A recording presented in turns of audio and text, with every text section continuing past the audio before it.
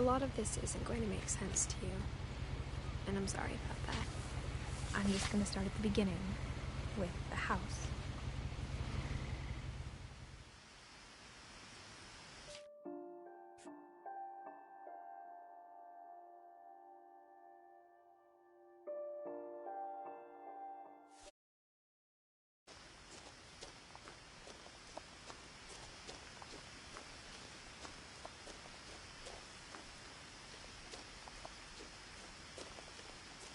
Someone had put up a chain link fence, but it looked like I wasn't the first person to hop it.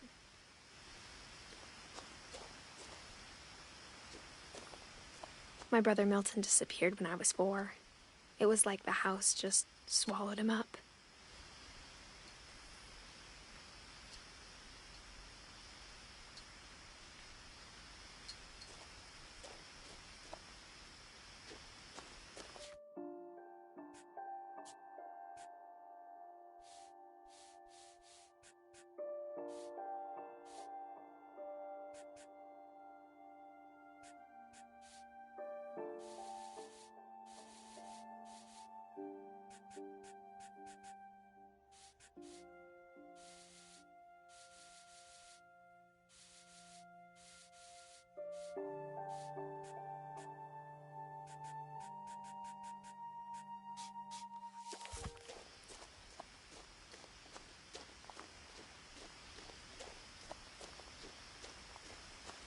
I lived here until I was 11, but I wasn't allowed inside half the rooms.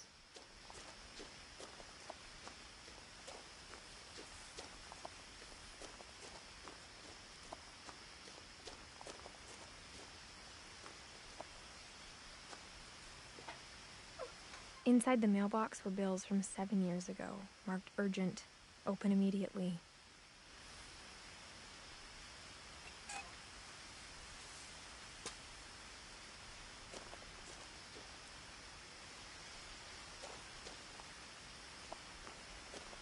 I hadn't been back since my brother Lewis's funeral.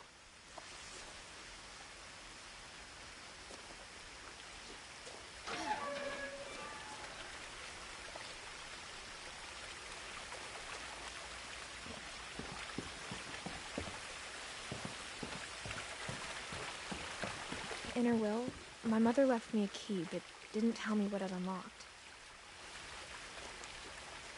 Maybe she thought I'd know.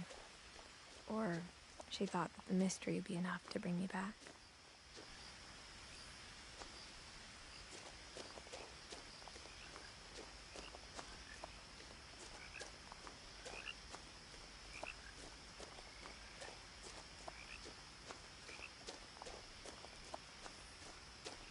No one had driven this way in a long time, but I saw a few hoof prints.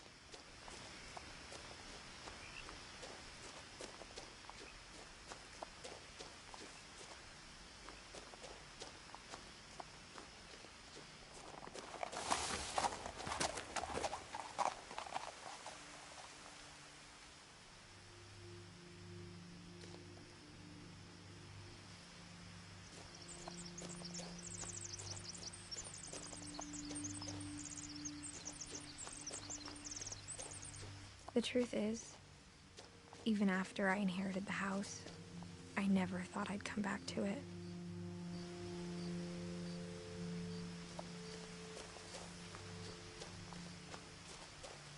But now I had questions about my family that only the house knew the answers to.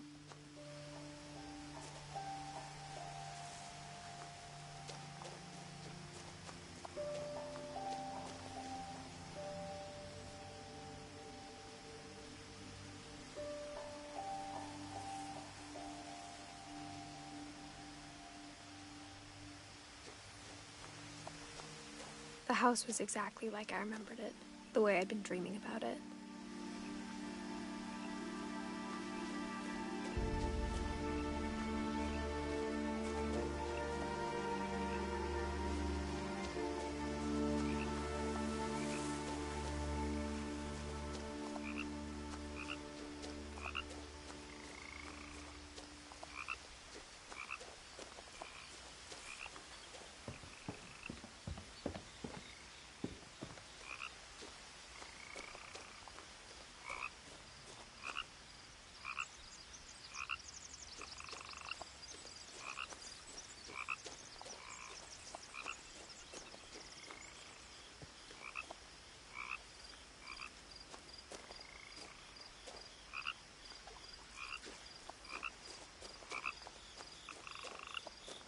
I asked Edie once about the dragon in the pond.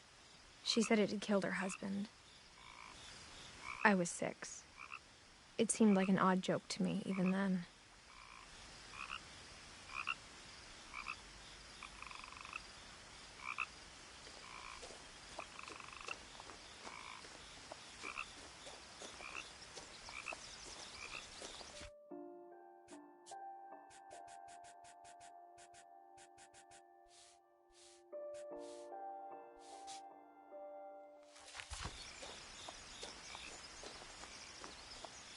As a child, the house made me uncomfortable in a way I couldn't put into words.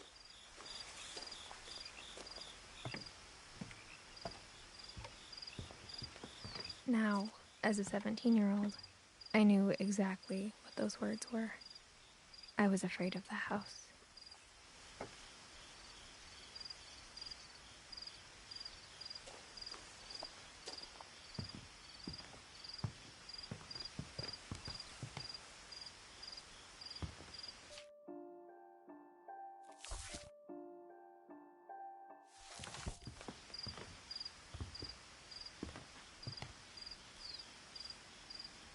I hoped the key might unlock the front door. It didn't.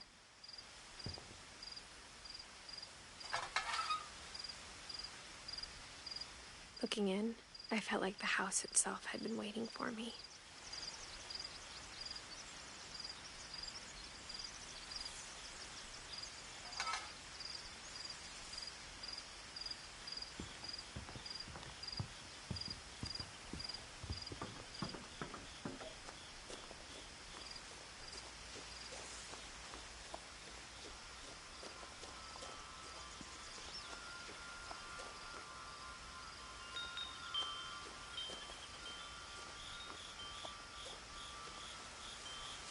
The house felt like it.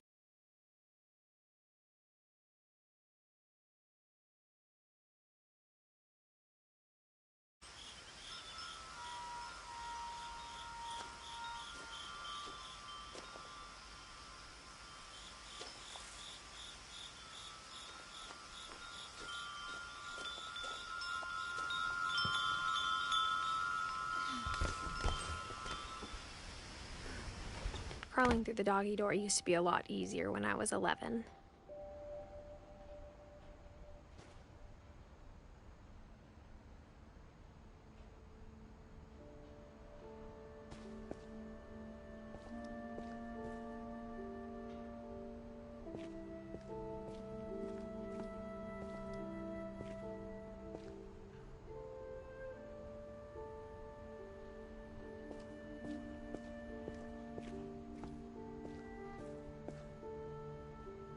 The power had been turned off the night we left.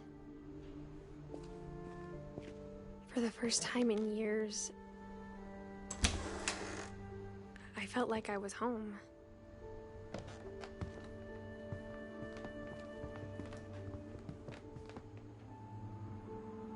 But instead of a family, there were just memories of one.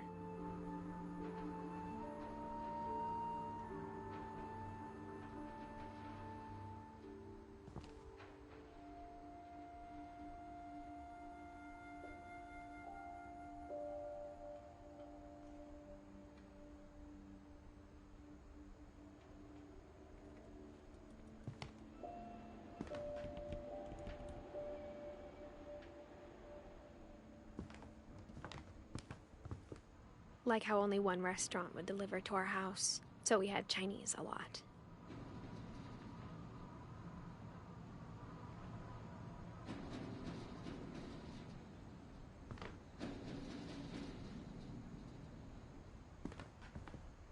Or how after Louis started working at the cannery, we all got sick of eating salmon. Except our cat, Molly.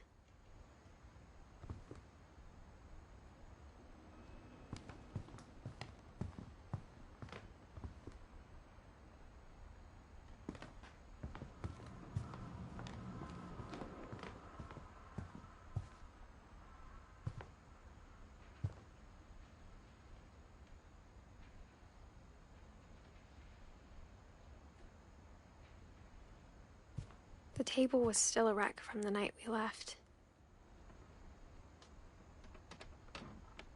It was like a bomb had gone off, killing everyone but sparing the furniture.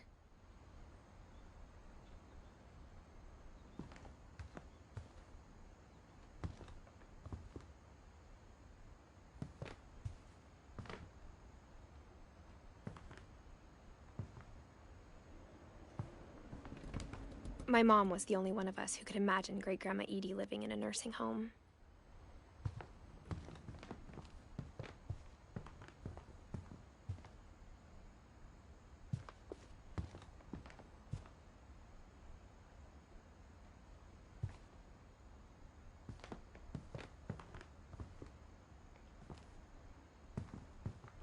Nothing in the house looked abnormal. There was just too much of it, like a smile with too many teeth.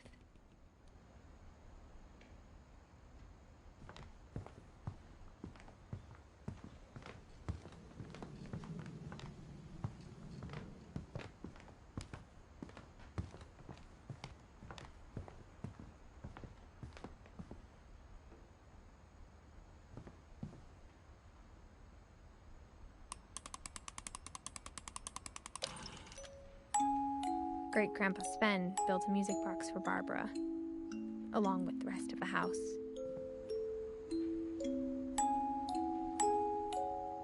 Mom always told me to stay out of the basement, so I wasn't too surprised when the key didn't fit.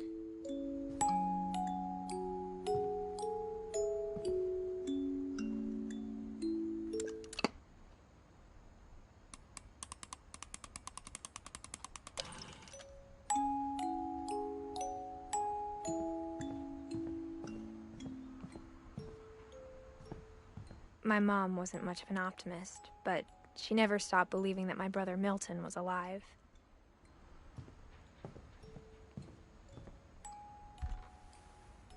Edie told me once that every Finch who ever lived is buried somewhere in the library.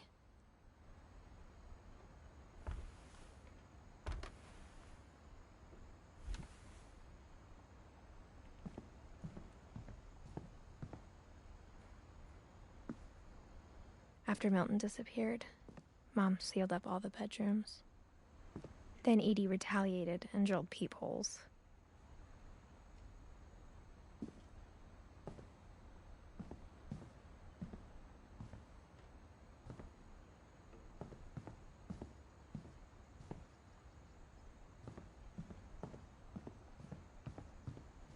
Edie's father, Odin, built the original house.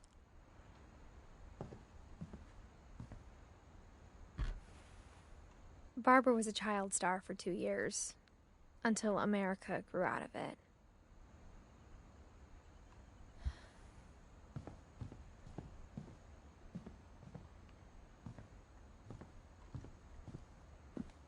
Mom must have locked the third floor stairs on the night we left. Whenever people ask me about my family, the first thing they always want to know about is Barbara.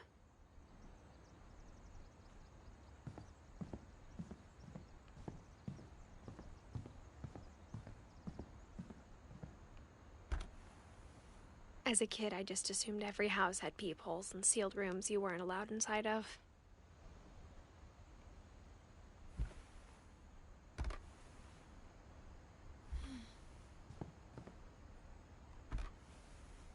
My Grandpa Sam spent 7 years sharing a room with his dead brother, Calvin.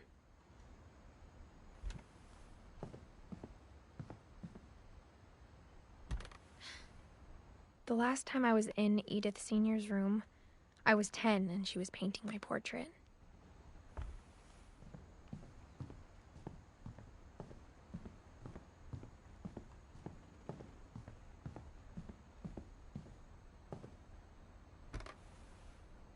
Molly always seemed like a girl I could imagine being friends with, if she hadn't died in 1947.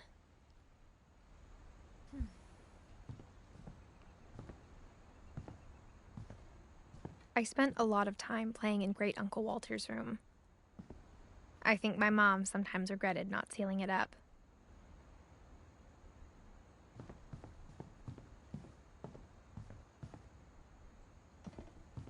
Lewis told me there were secret passages, but I never believed him.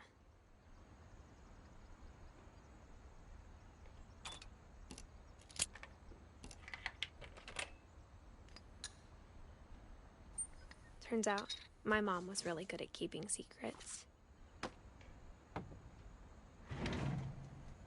Now it was time to find out what my mom had been afraid of.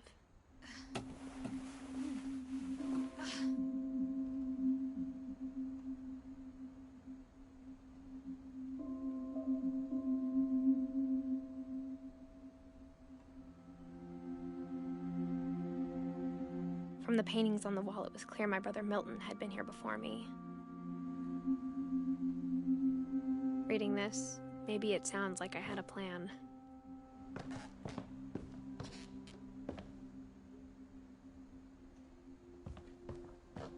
But I had no idea what was behind that door.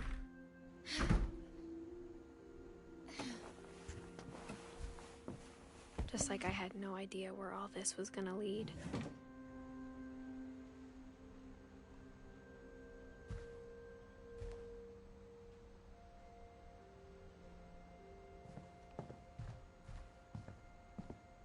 I got the sense Edie had spent a lot of time here, before my mom sealed the doors.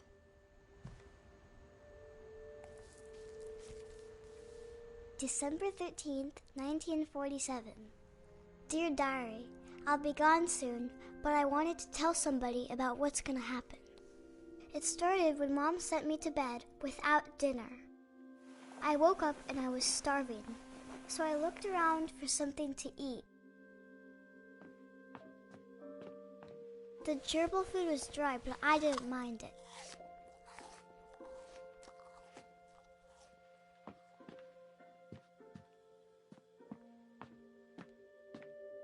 My Halloween candy was all gone. Mom, can I come out now? Sweetheart, it's late. Go to sleep.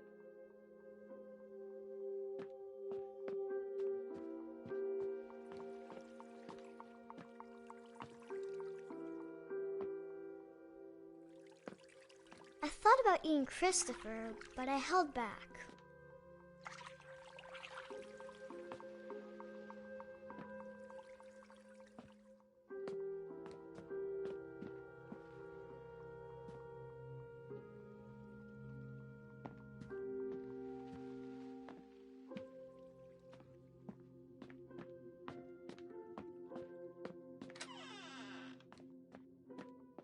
I kept eating and eating.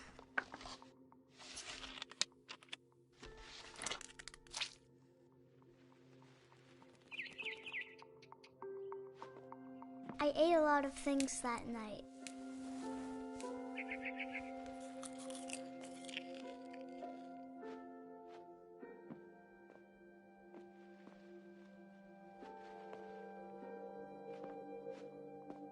Then I heard chirping outside my window.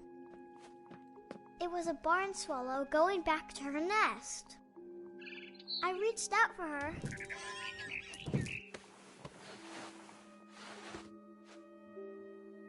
And suddenly, I was a cat.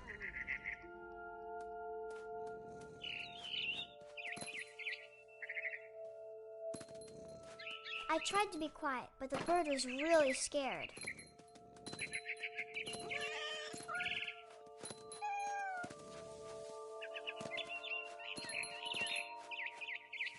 I jumped and I almost got her.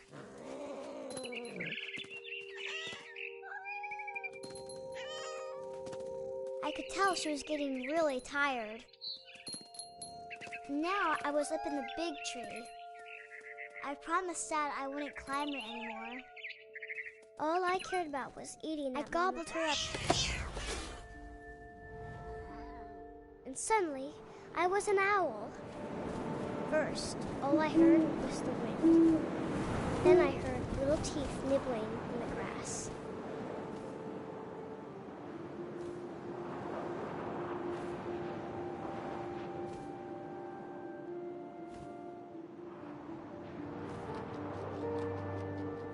Rabbits.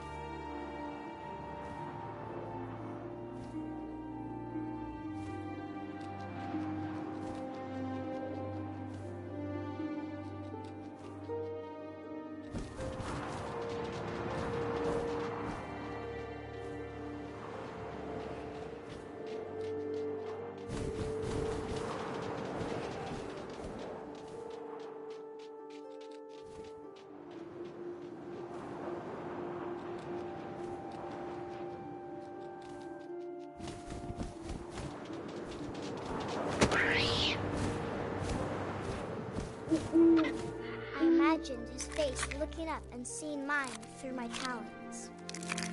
I swallowed him up, and I didn't chew one bit. Then I flew off to find something bigger.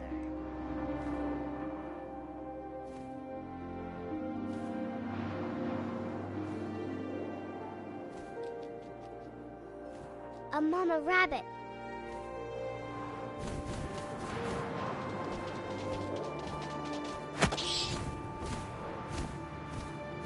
She was almost too big to carry. I started choking, but I couldn't stop eating. And suddenly, I was a shark.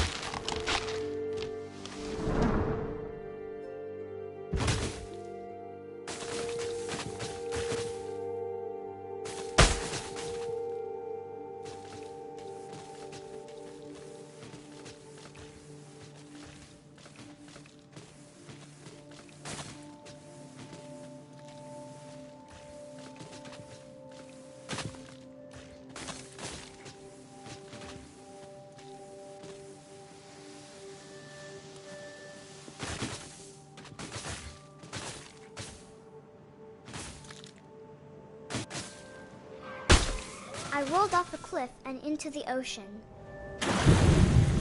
Now, I was hungrier than ever.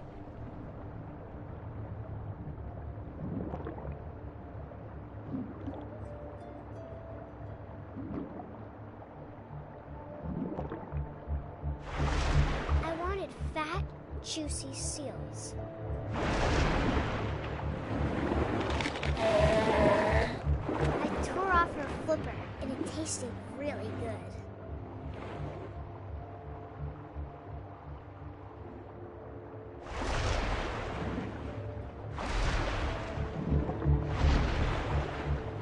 I grabbed on tight, but I was so hungry, I jumped out of the water. When I opened my eyes, everything had changed.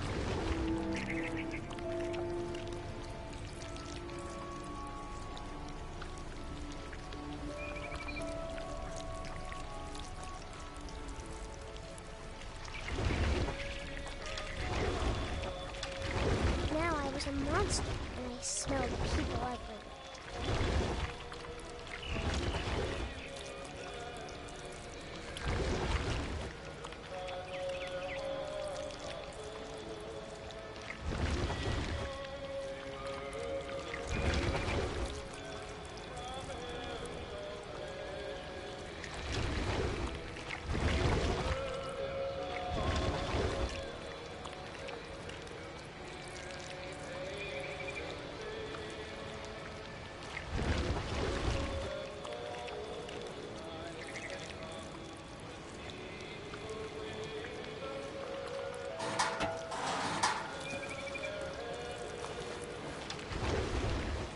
I was big, but I moved real quiet.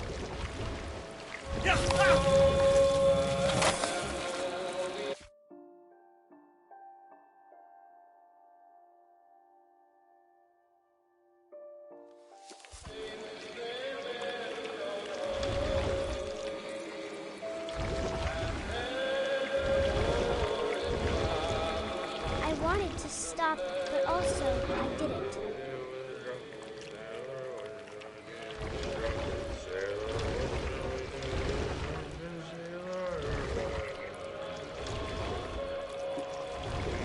Belly with a rusty razor, his belly with a rusty razor, his belly with a rusty razor. What shall we do with a drunken sailor? What shall we do with a drunken sailor? What shall we do with a drunken sailor? Put him in the captain's daughter, put him in bed with the captain's daughter, put him in bed with what shall we do with a drunken sailor? What shall we do with a drunken sailor? What shall we do with a drunken sailor?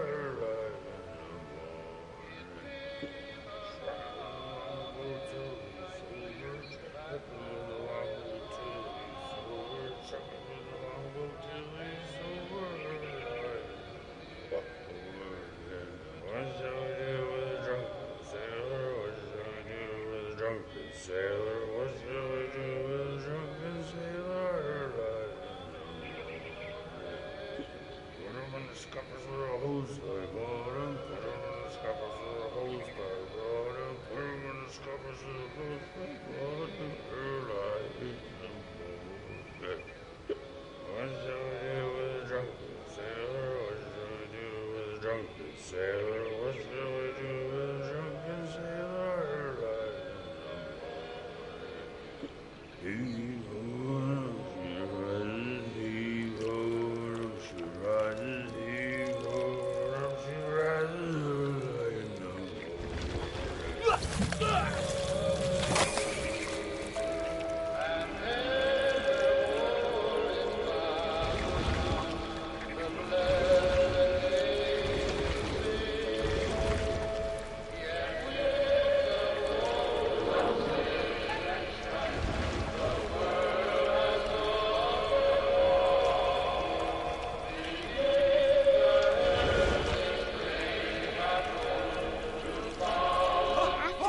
Passenger, I was still hungry, and to cross the water I smelled something new, something I had to have, so I swam towards it.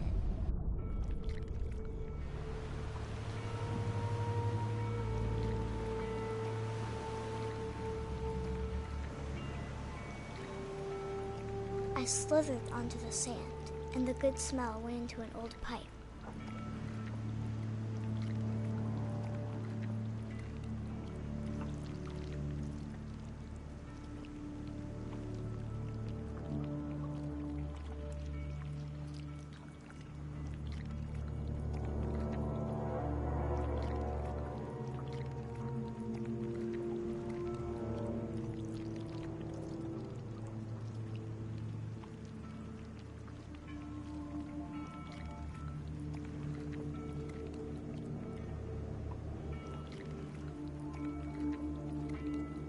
I got closer and closer.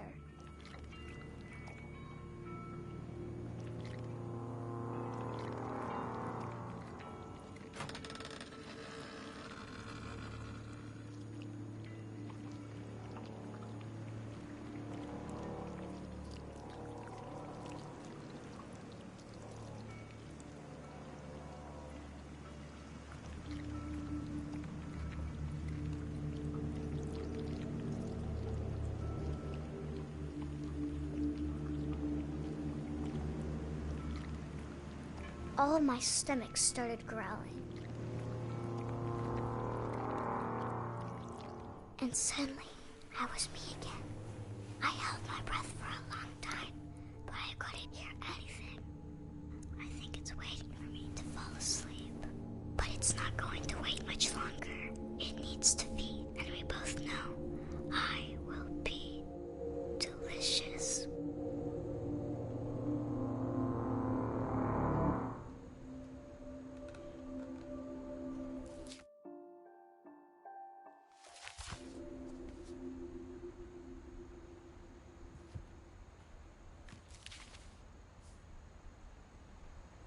I'm not sure if I believed all of that, but I'm sure Edie would have.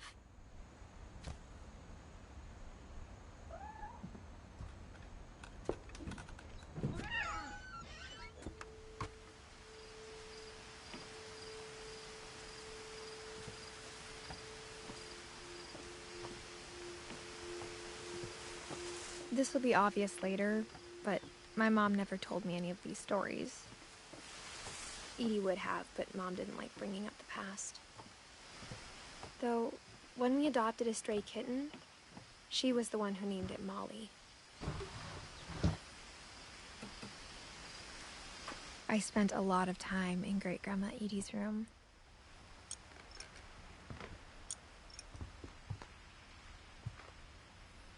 Louis died a week before we left, but Edie had already started to memorialize him.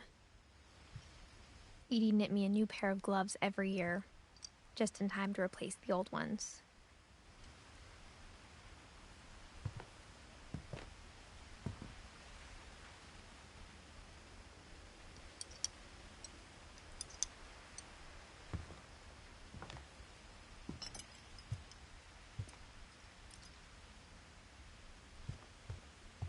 Edie gave a big interview about a mole man living under the Finch house. My mom was furious.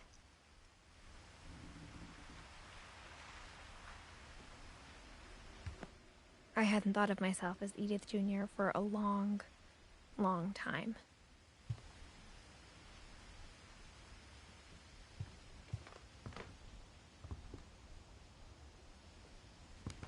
One summer, they evacuated the island, but Edie refused to go.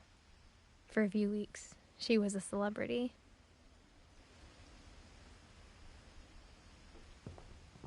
When Edie told people Sven was killed by a dragon, she could also have said he was building a dragon-shaped slide that collapsed.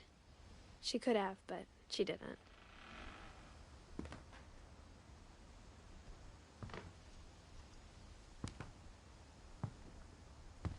Even in her 90s, sometimes Edie seemed a lot younger than my mother.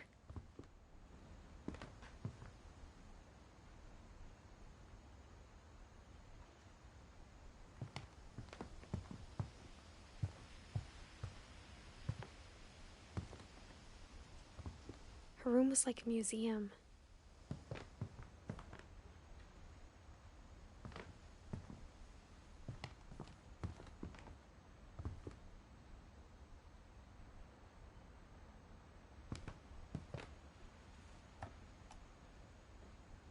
For 500 years, the Finches have been famous throughout Norway for their fortune and misfortune.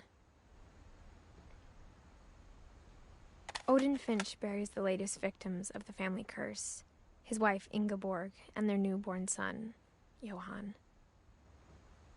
On January 7th, 1937, he set sail with his family and his house, hoping to leave the curse behind.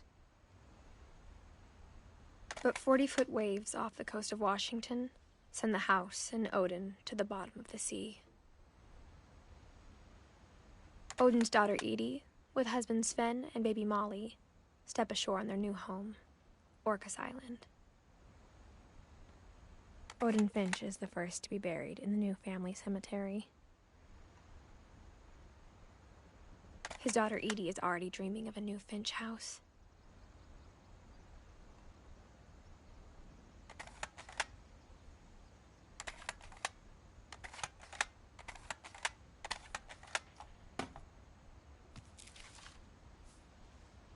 Whatever's wrong with this family, it goes back a long ways.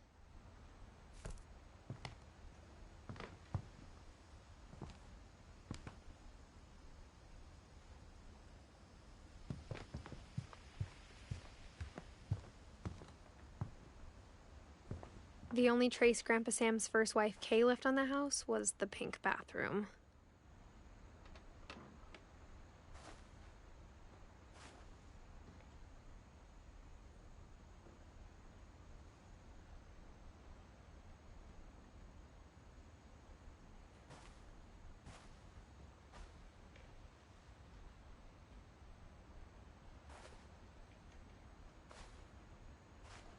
It was a pretty big trace.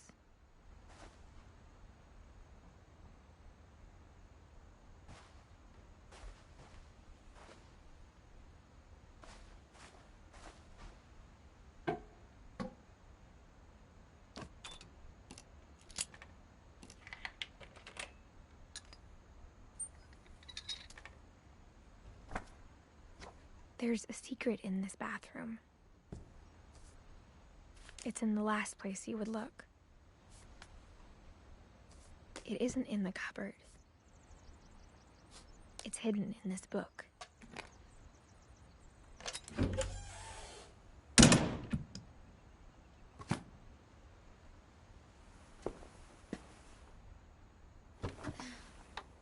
Sven gave Sam an old camera he'd refurbished. He never put it down.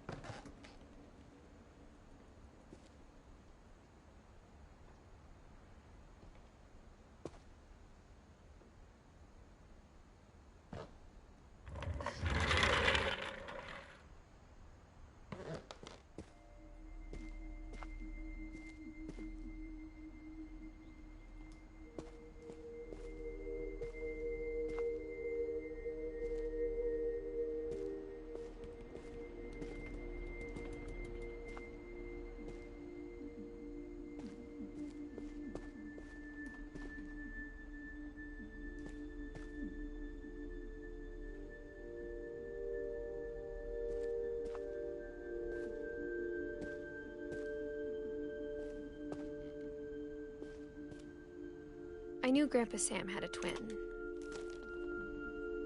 and that he never talked about him.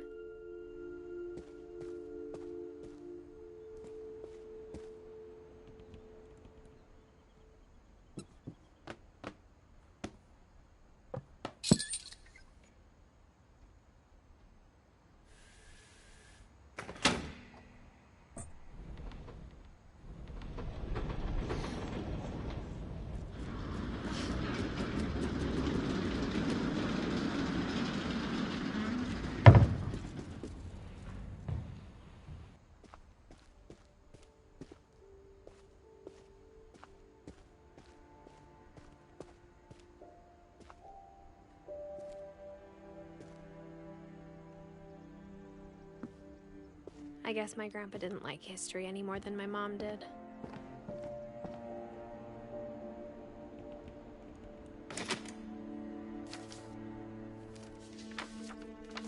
How I Want to Remember My Brother by Sam Finch. The thing I remember is that when he made up his mind, that was it. My brother said he'd die before he ate another mushroom, and he did.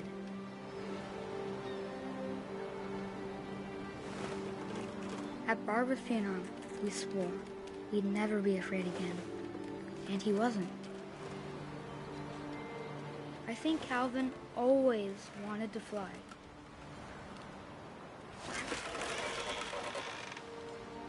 Sam! Calvin! Dinner's ready! Coming! But that day, he finally made up his mind to do it.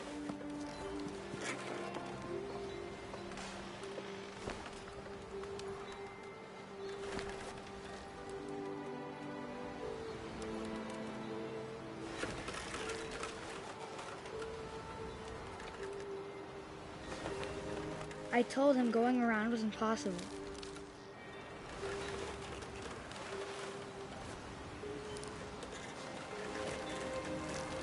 Maybe if I hadn't said that.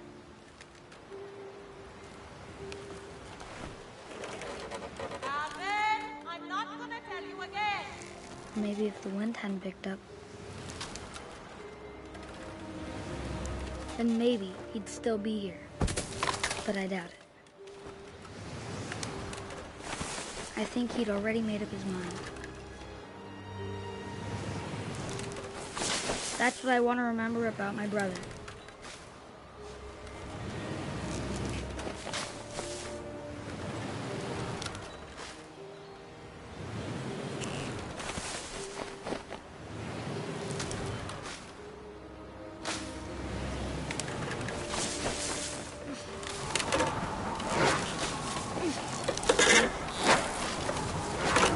The day he made up his mind to fly.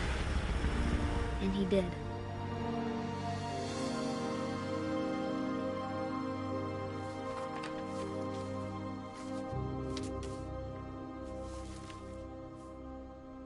Calvin's story felt strangely familiar. When I was younger, I remember trying to do the exact same thing. After the funeral, Edie roped off Calvin's half of the room.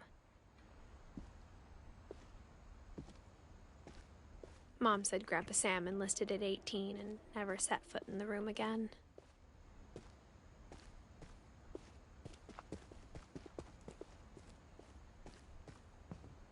The passages were a pretty tight fit. They'd obviously been built for smaller hands and bellies.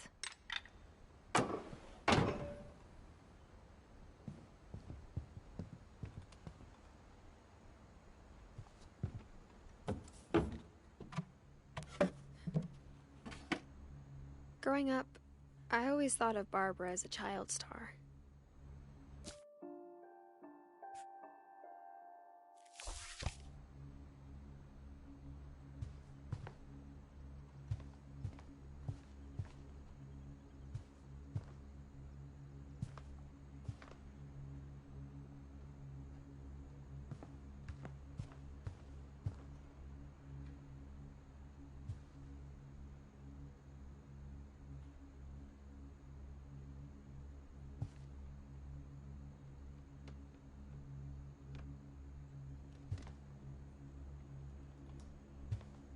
I never thought about how hard it must have been for her afterwards.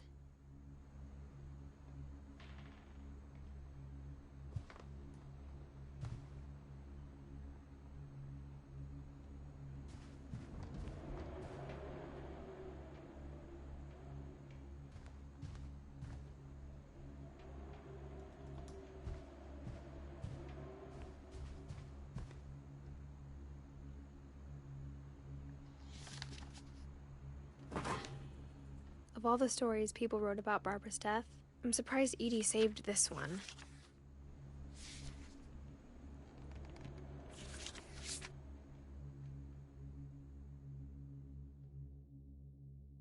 Old Jack here with another ghastly tale inspired by America's most unfortunate family. I'm calling it The Surprise Ending of Barbara Finch. As a child star, Barbara was famous for her scream. Now at 16, she was all washed up, a has-been. But in a lucky break, she'd been asked to perform her signature scream at a local convention for monster movie fans. It was just the boost her career needed. Unfortunately, her scream hadn't aged well. Getting better. I think you just need the right motivation. Her biggest fan and current boyfriend, Rick, was about to demonstrate when... Now that was a great scream. It was Barbara's father, Sven. He'd slipped into a table saw and had to be rushed to the emergency room. So Barbara got stuck babysitting her youngest brother, Walter. Her convention comeback was cancelled. Okay, I'm hearing frustration, but I'm not hearing terror. What if I tried... A gang of hoodlums in Halloween masks have been terrorizing Orcas Island tonight. Police are urging residents to... That came from the basement. You're right! Also, I loved your delivery on that. Why is your basement door locked? Because my dad likes making puzzles and secret passages. There's a key hidden in the music box. The secret is to keep winding and winding until finally the key pops out. Thanks, babe. I'll be back in a sec. 20 minutes later, Rick hadn't returned. So Barbara went to look for him, right on cue. She reached for the music box. And as she wound the key, she listened for Rick, but the house was silent.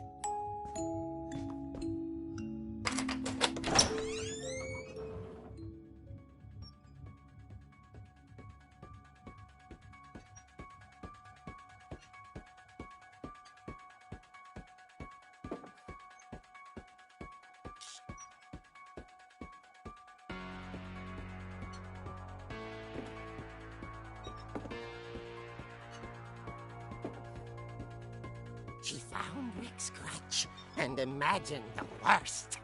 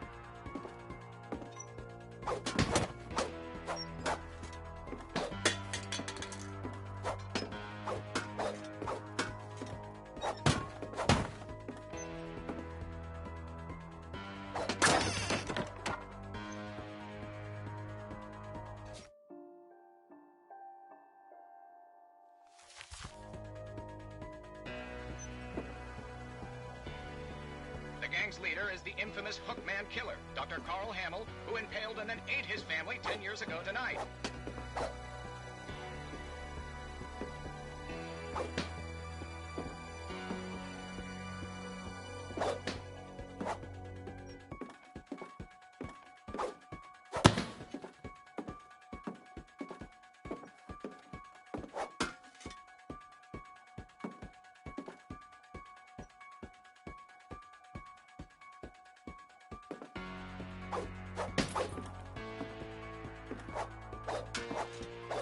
The old fridge rattled and grew still.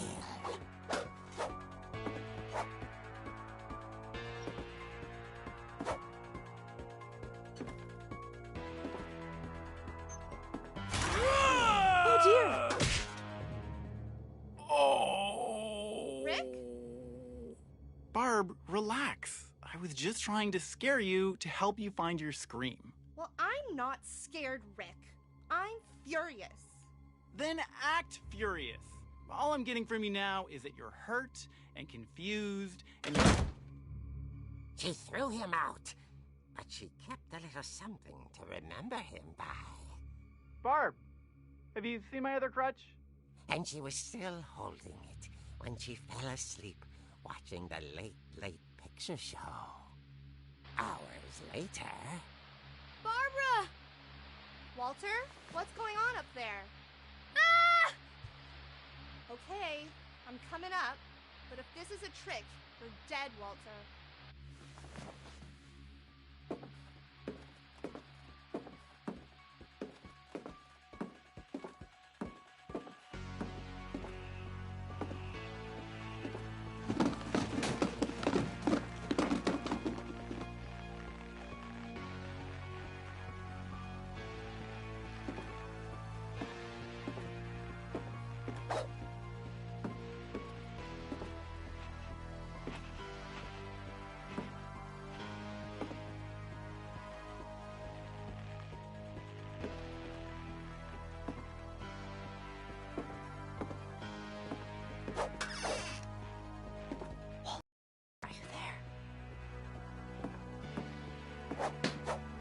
Walter had vanished, but his bedside radio was still on. Orcas Island police describe the man as 6 feet tall, with a steel hook for a hand. Residents are urged to lock all doors and windows and notify the police of any suspicious activity. Barbara turned, saw the hook man, and was speechless. He was quite smashing. And high he was. He couldn't get enough of Barbara. Okay, Barbara, there's gotta be another way out. That night, she played her part beautifully.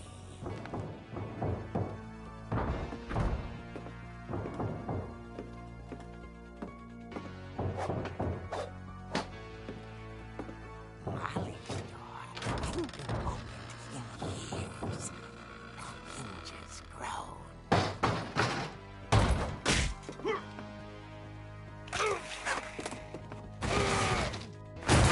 He wasn't moving, but she sensed the story might not be over yet.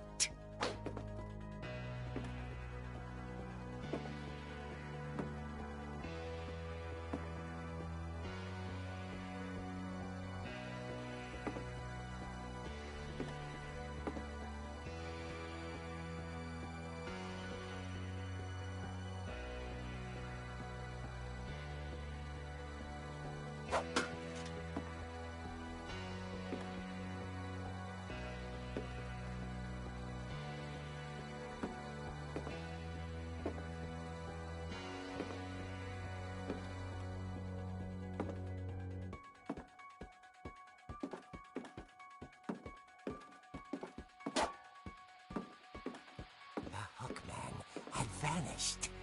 She listened for his breathing, but all she heard was...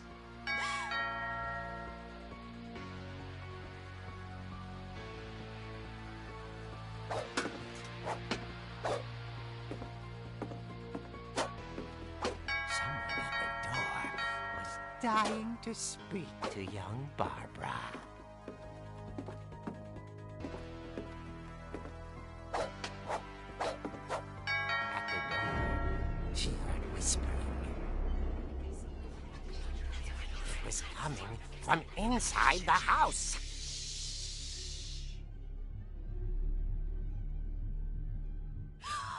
Oh dear.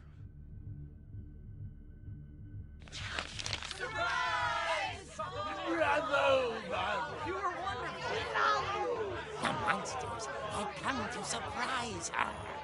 For Barbara, it was a dream come true. Then she saw what kind of monsters they were, and she realized what was about to happen. She was going to be famous. And with her final breath, Barbara Finch gave the performance of her life.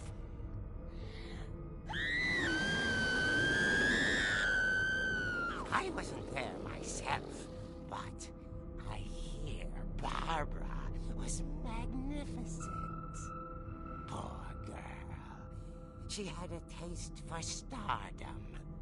But unfortunately, so did her fans. Of course, the police blamed it all on poor Rick, who disappeared the same night. And little Walter? Hiding under his bed the whole time. He took it all pretty hard, but that's another story. As for Barbara, tucked inside the music box was all they ever found of her. Her ear. Now that's what I call a real eerie tale.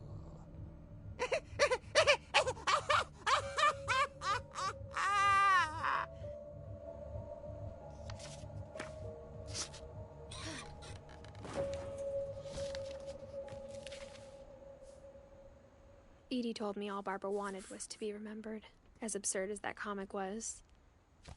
Maybe what Edie saw was a happy ending.